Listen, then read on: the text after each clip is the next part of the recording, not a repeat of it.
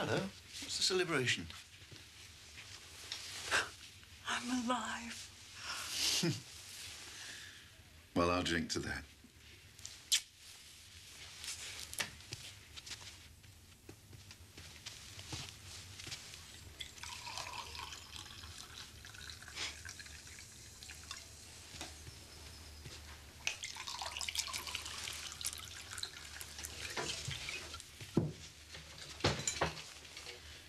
Cheers. Cheers. No champagne for you, you know.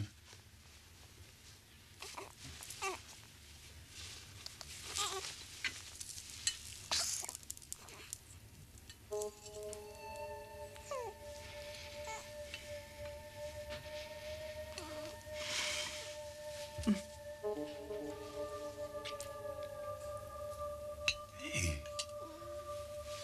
What's wrong? Him. All day. All day what? He never cries when you're here, so you don't know, but as soon as you walk out the door, the minute you're gone, he screams, he shrieks, he yells, and as soon as you come in, the minute the door opens, he shuts up. Oh, I'm a fool. I've said it all in front of him, and look. He's listening.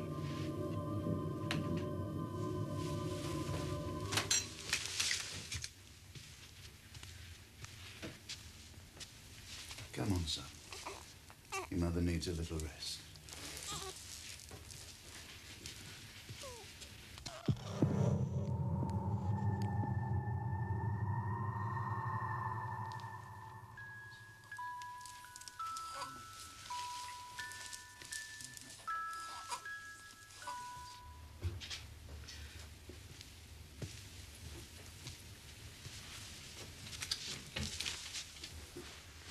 Thank you. Here's to silence. I wish we could start all over again. Be like we once were, just the two of us. I love you. Does your love protect me? It's what love's about, isn't it? Yes. Does my baby love me? Well, he better. Look, it takes time. Say there isn't enough time. Say there isn't time for the child to learn. Well, then you've got a little monster on your hands, haven't you?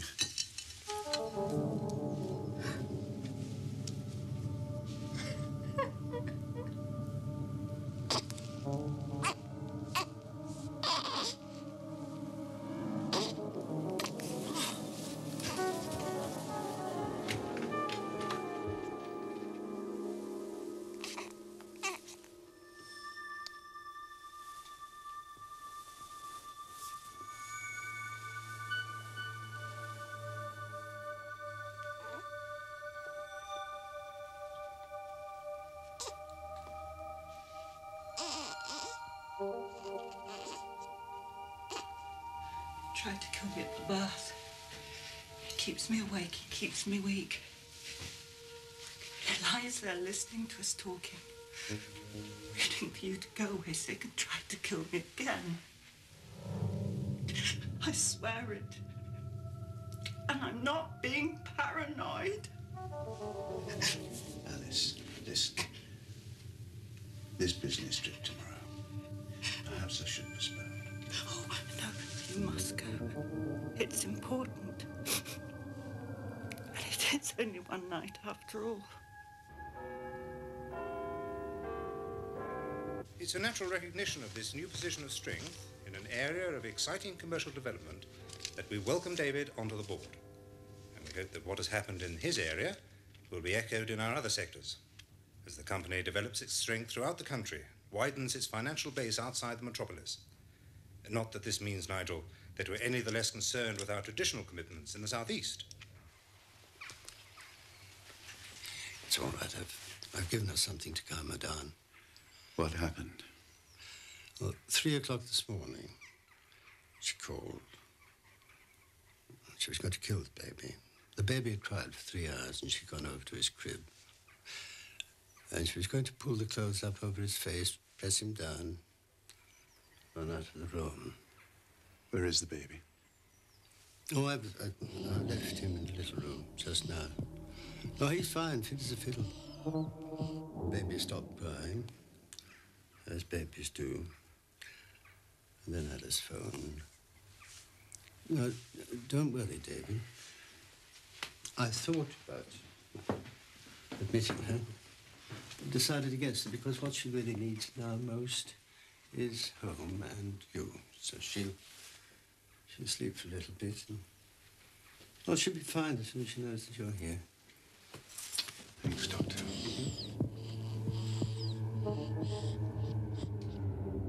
Baby. He knew I was weak from the hospital, and so he cried. He lies there thinking of ways to kill me. Alice. Because he knows I know so much about him. I have no love for him. There never will be.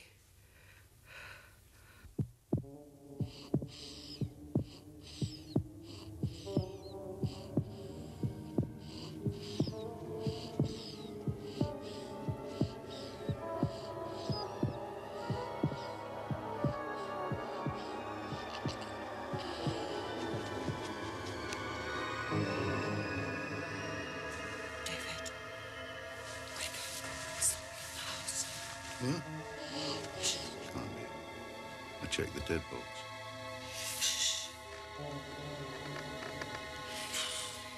Damn it. Wait.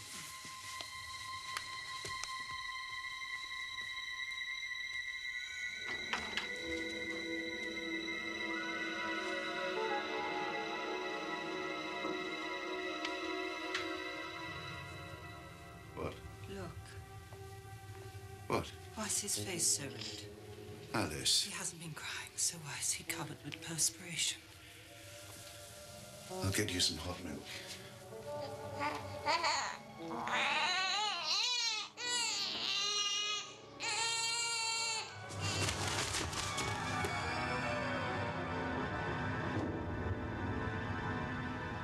That is ridiculous.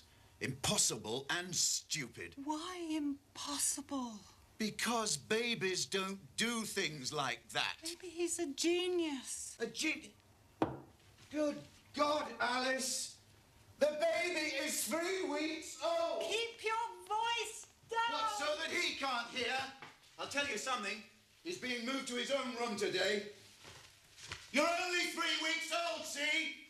So your mother says you're not to keep leaping in and out of your crib and waltzing around the house at midnight. And keep your damn toys off the stairs!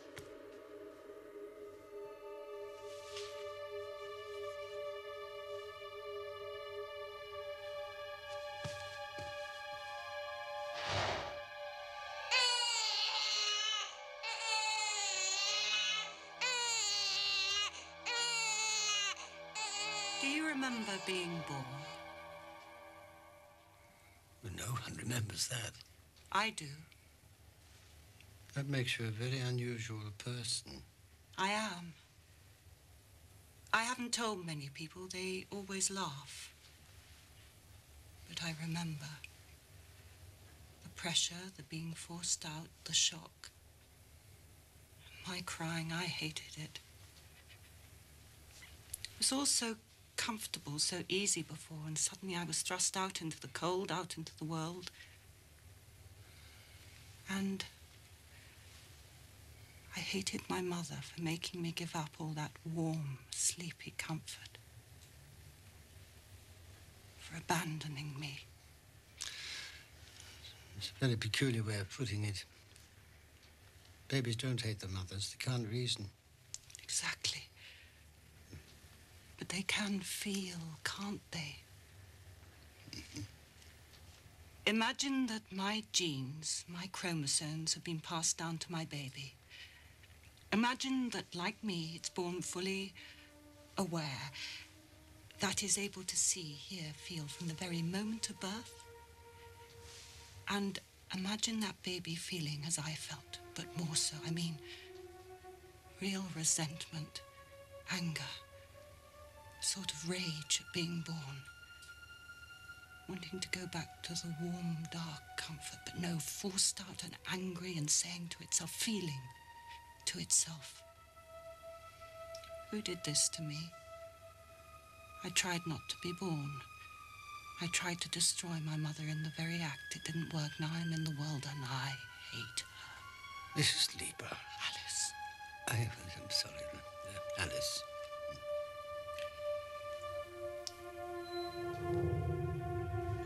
And what if the baby is born not only fully aware, but able to move, crawl around the house, weeks, months before most babies are able to move or crawl? It's impossible. I wish I had your certainty. And David, I wouldn't dream of telling him. So where does that leave me? Alone, unprotected? No one would believe if I said. No one would help. But it's the baby. The small assassin, you mean? I, lovely child. Forgive me for saying this, but do you think that perhaps a few days on your own... My sister has no children. She's babysitting for us at the moment. Well, she's always wanted a son. Perhaps if she takes charge, our child will change. Alice, have you talked to David about this? I've decided. From tomorrow, the baby can't stay with me any longer. Shouldn't you give it just a little more thought? Hmm?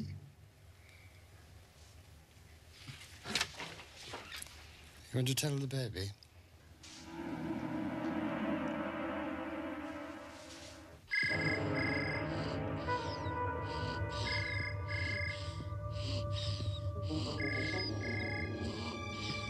Hello, darling. It's me.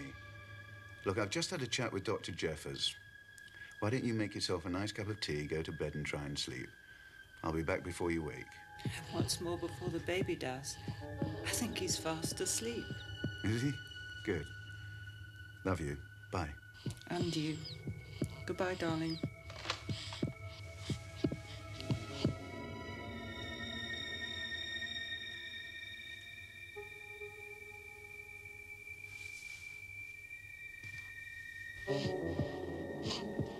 I've no more appointments this afternoon, so I'm off home.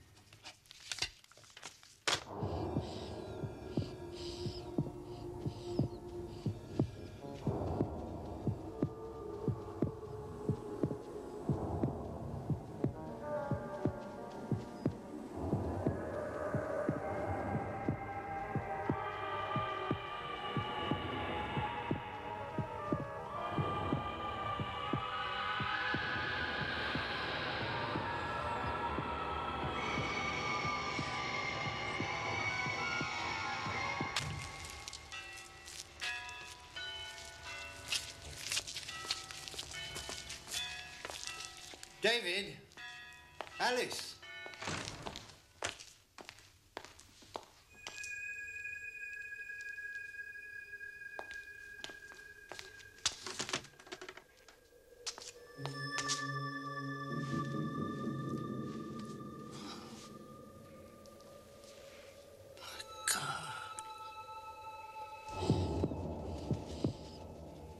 Alice.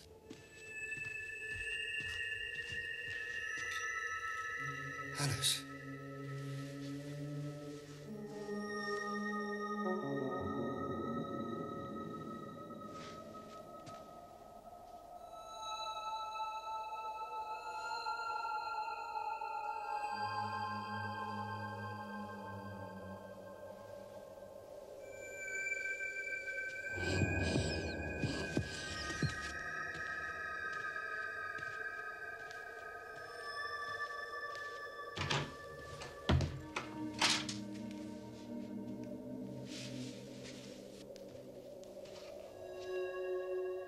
Had the door blown shut, so you couldn't get back into the crib. Oh, my God, what am I saying?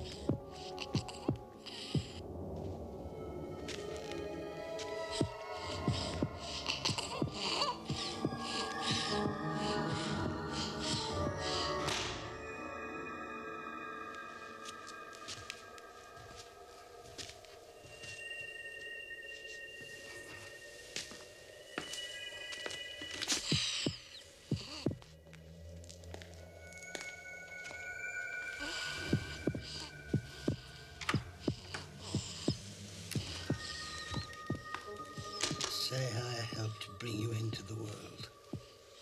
See, baby? Something bright, something pretty.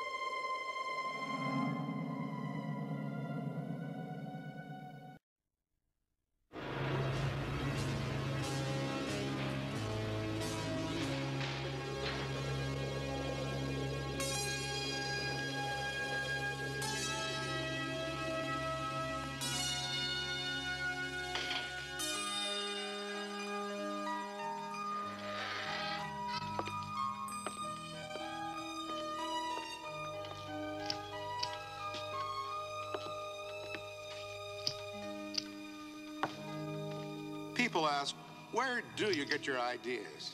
Well, right here. All of this is my Martian landscape. Somewhere in this room is an African veldt. Just beyond, perhaps, is a small Illinois town where I grew up. And I'm surrounded on every side by my magician's toy shop. I'll never starve here. I just look around, find what I need, and begin. I'm Ray Bradbury, and this is... Well then, right now, what shall it be? Out of all this, what do I choose to make a story? I never know where the next one will take me. And the trip? Exactly 1/2 exhilaration, exactly 1/2 terror.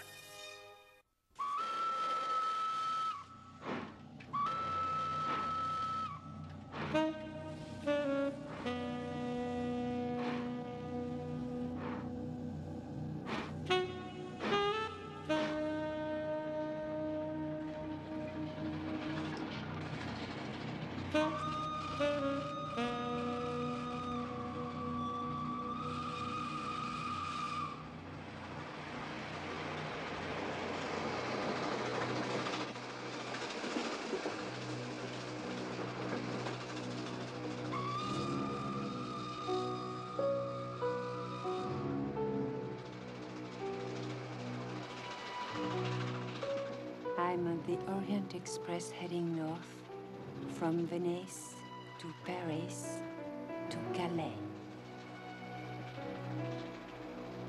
Is it all my years as a trained nurse that causes me to wonder at this most strange, most peculiar thing. This strange, most peculiar, and yet most familiar thing is a terribly old, terribly sick man I describe as the ghastly passenger.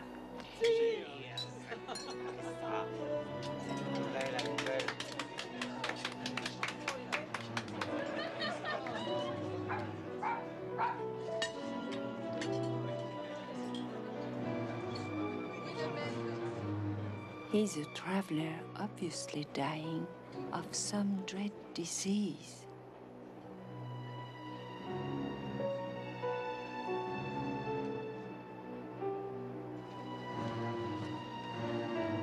Beg pardon, but where is that poor man going? To Calais and London, madam, if God is willing.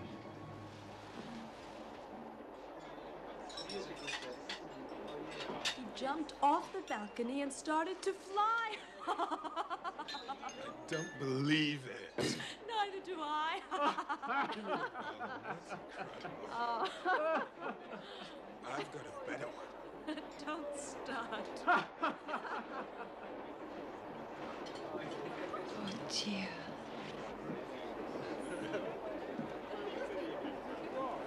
I believe.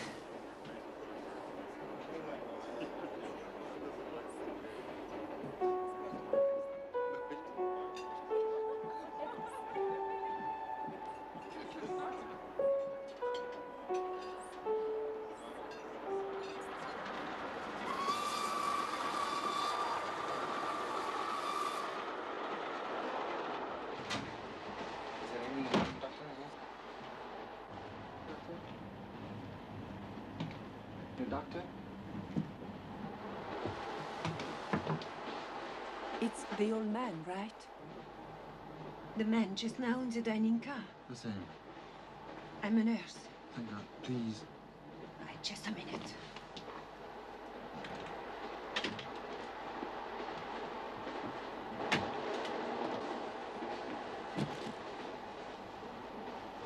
Dear God, he's dead.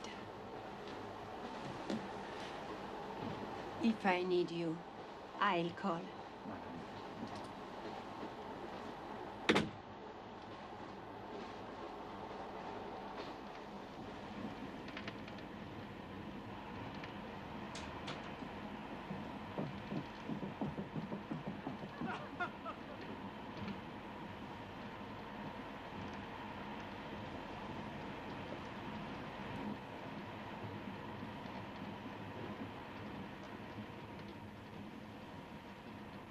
Listen very carefully, yes?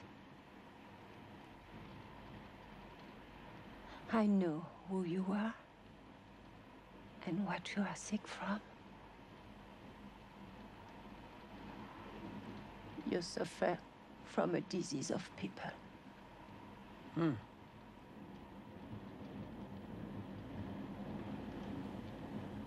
The people on this train are your affliction. They are killing you.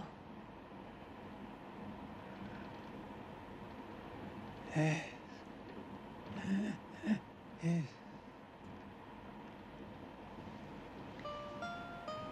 from another country, yes.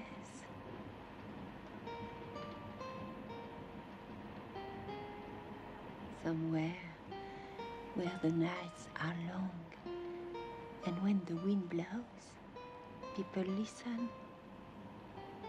But now, things have changed. People do not listen anymore. How do you know this? I'm a special nurse with a special memory. Yes, I saw. I met someone like you when I was 6.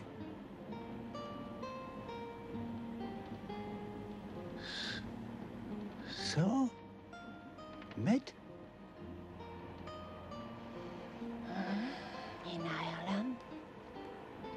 of my uncle's house, far out in the country rains and mists, and where fogs walked on the roofs, and the wind wanted the halls. Late one night, a shadow walked in my room. The shadow sat on my bed. It was so cold. He made me cold. And the shadow that sat on my bed and whispered to me was much like you. Yeah. And who? And what am I? Eh? You're not sick. You're not dying. You're already a ghost.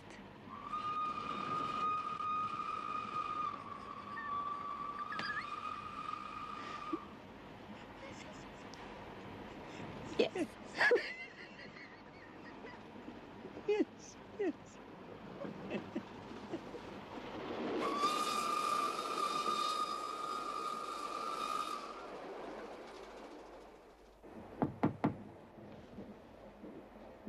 Come in. Are you the... May I?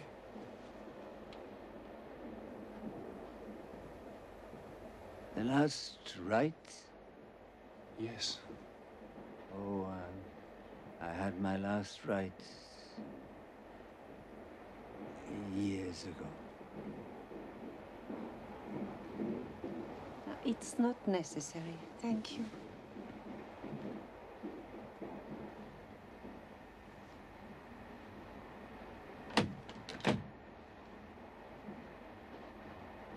You must let me help you. How can you help me? You are going to Calais and on to Dover, no? And then to a castle north of England where I can safely hide forever. Oh, that's almost impossible. No, no. No, I didn't mean... Listen, impossible without me. Me? I will go with you to make sure you're safely across the channel. But why? You do not know me. I saw you in the rains when, as a girl, I searched the moors for the Baskerville hunt. You see, I do know you. You're not English. Where are you from? My mother was French and my father English. And I believe.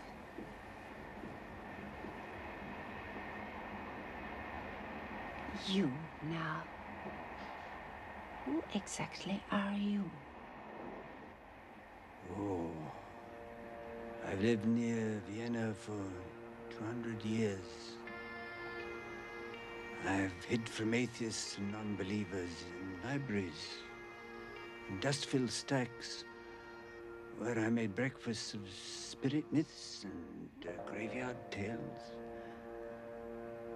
I have survived phantom horses, baying hounds, dreadful cats, crumbs shaken from tomb lids.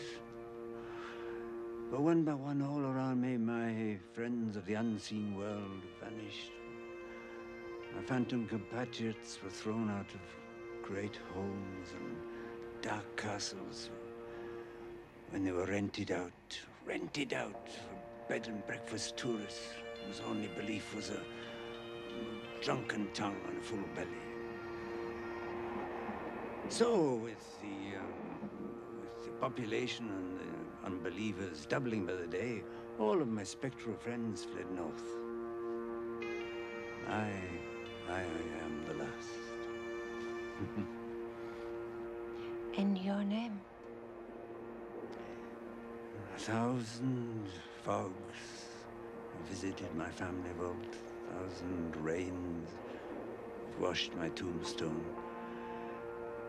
My names have been erased by time and the weather. The name has vanished. The flowers and the dust.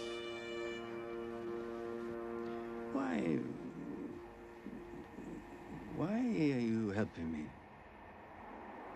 Why? I never in my life had a lark. Luck? I'm something of a ghost myself. Oh, Lord, what a challenge. I will run with you to face people. Help you through the Paris crowds, the stations, to the sea, to England. It will indeed be a... Luck. Yes. Luck.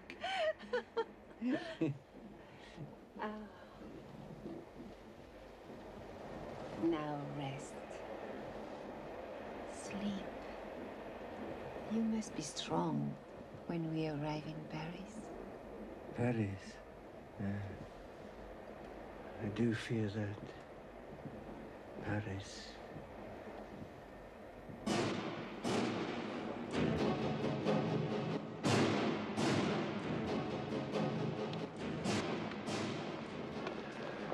Oh, Paris. The crowds. The disbelief will destroy me, you know. Come on, we have time. I know a nice place to hide you.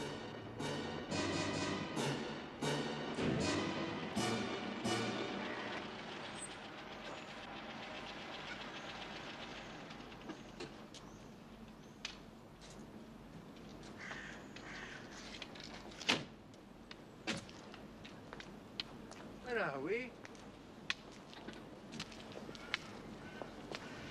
Père Lachaise Cemetery.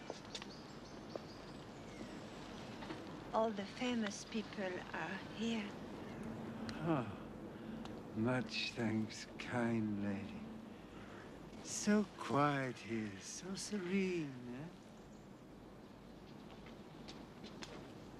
Michel Bradbury. Oh, an atheist. Oh, no. Oh, Jean-Michel Hawkins. A friend of Jean-Paul Sartre, an existentialist. Oh, milk. But this one, this.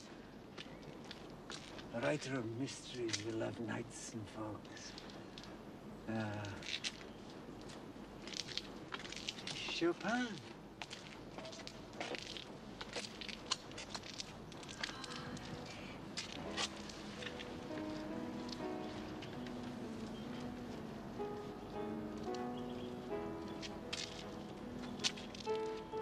Hey, listen. Do you hear the music? No. What music?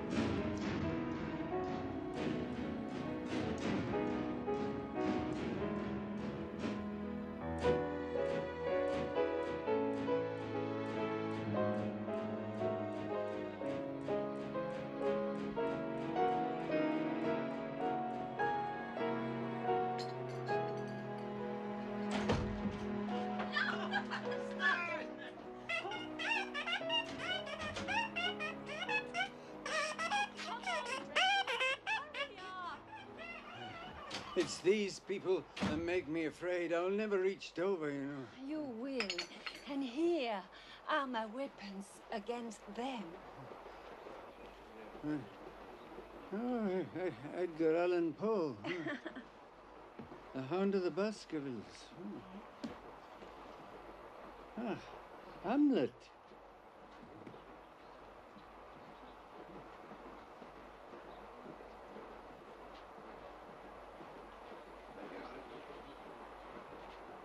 Alas, poor Yorick. I knew him, Horatio. A fellow of infinite jest, of most excellent fancy. He hath borne me on his back 1,000 times. Here hung those lips that I have kissed, I know not how oft.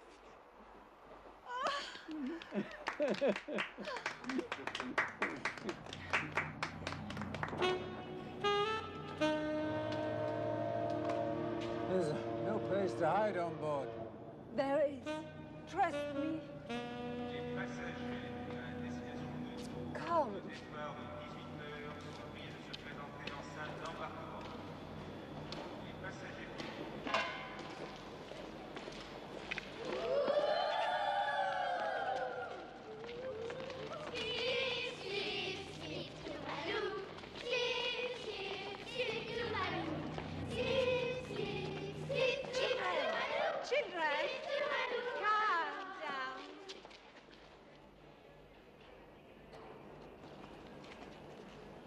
A ghost story?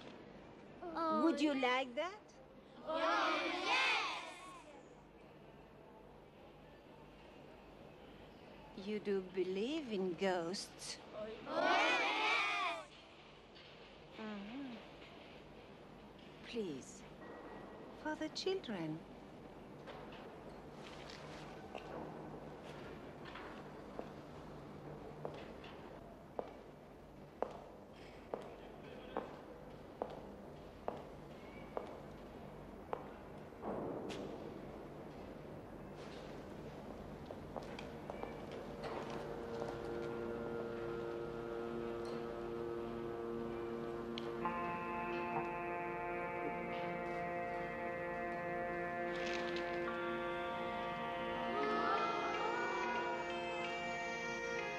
I shall tell you a terrible, a frightful, a ring-filled, fog-bound, thunder and lightning story about a real ghost. The last ghost. This is my story.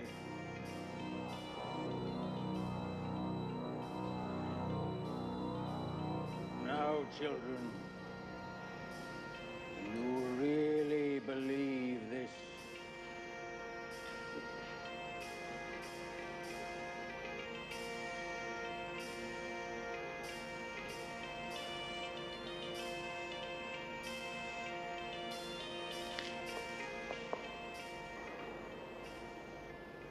Come on, children. Time to go.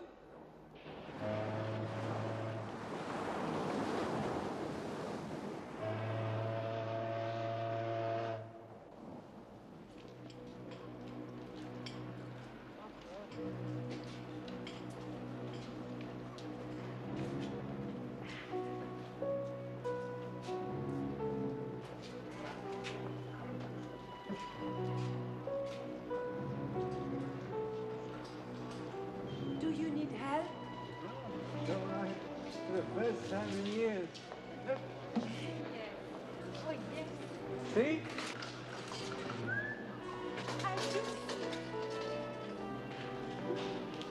Passengers for the 1645 local service to London Victoria should board from platform 3. Ah.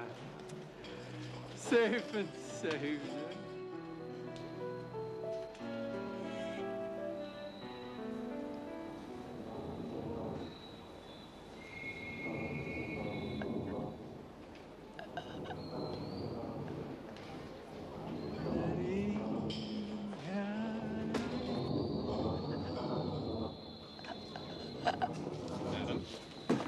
Madam, are you all right?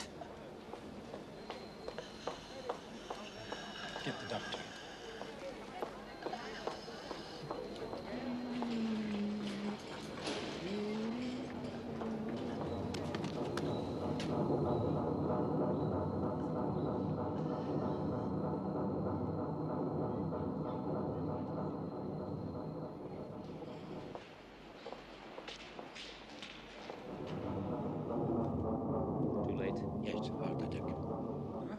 attack? An ambulance will be here soon. Passengers for the 1645 local service to London Victoria should board from platform 3.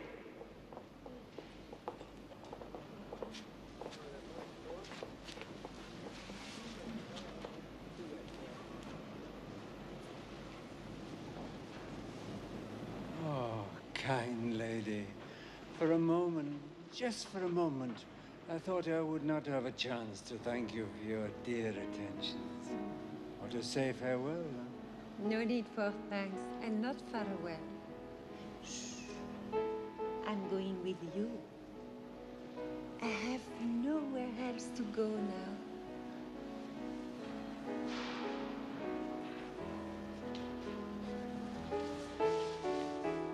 The ambulance is here. Move along. Move along.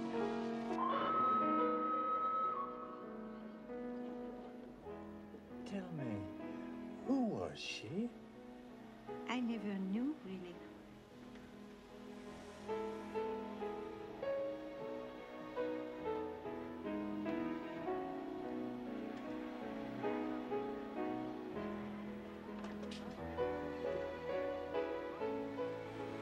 Welcome, my dear, kind lady. Lux. Lux.